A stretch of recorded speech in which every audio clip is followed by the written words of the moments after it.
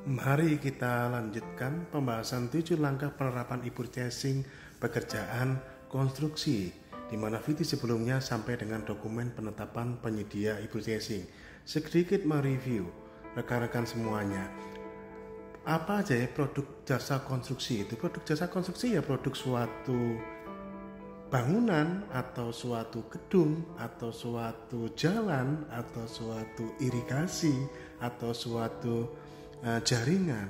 Jadi sebuah produk, seperti halnya analoginya adalah kita mengembalikan lagi karakteristik e-purchasing, yaitu beli produk jadi. Seperti Anda beli apartemen, beli rumah tipe 21, beli rumah tipe 36, beli rumah tipe 70, 80, 110, 210 dan lain sebagainya, berbagai macam tipe. Ya.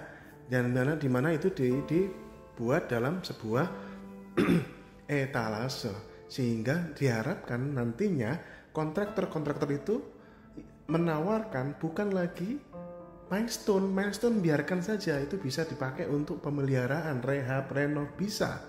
Akan tetapi kalau pembangunan itu bukan menggabungkan milestone baru habis itu digambar, bukan, tetapi adalah ditetapkan dulu gambarnya, spesifikasinya, ditetapkan dulu rancangan konseptual keselamatan konstruksi, nilai TKDN-nya oleh konsultan perancangan atau dikerjakan sendiri, baru kemudian dicari pasarnya berdasarkan pertimbangan-pertimbangan yang dituangkan ke dalam dokumen penetapan penyedia e-purchasing di langkah nomor 4. Itu masih di tahap persiapan e-purchasing, yang kalau untuk pekerjaan konstruksi menurut saya lebih baik adalah dengan cara melakukan request for information, mencari informasi.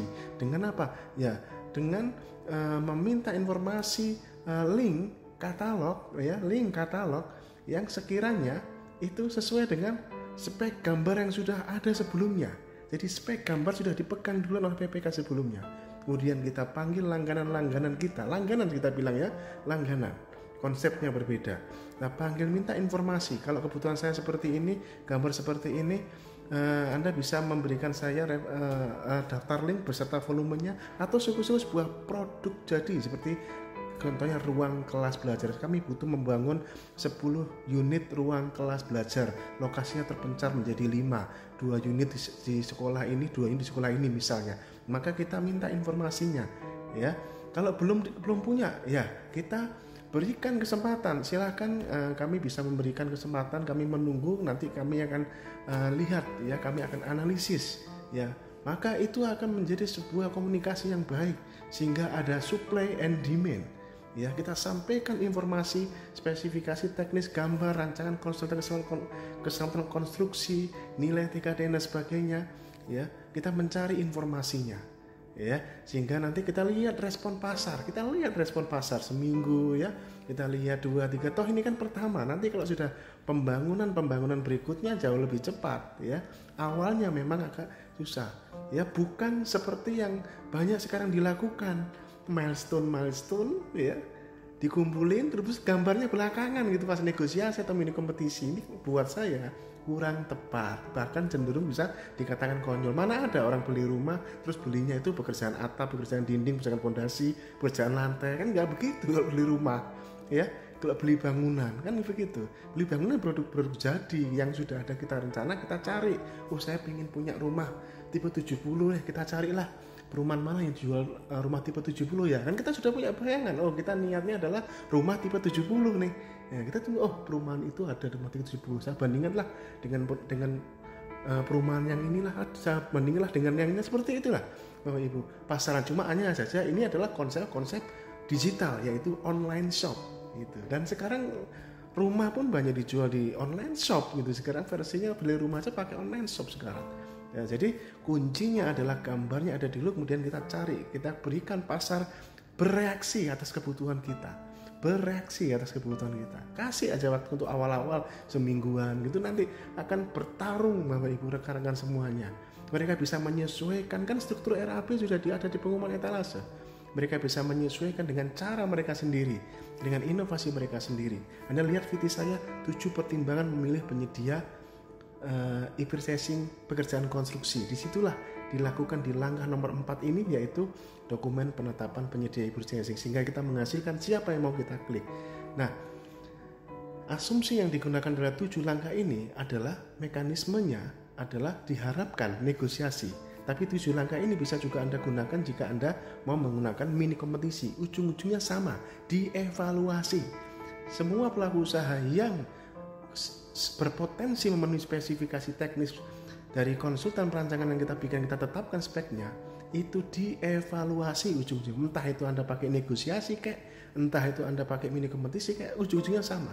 Ya, hanya saja saya lebih prefer ke negosiasi, karena di negosiasi kita bisa lebih realistis dalam mengambil keputusan dengan 7 langkah tadi, di mana bukan harga satu-satunya pengambil keputusan, malah harga itu prioritas terakhir.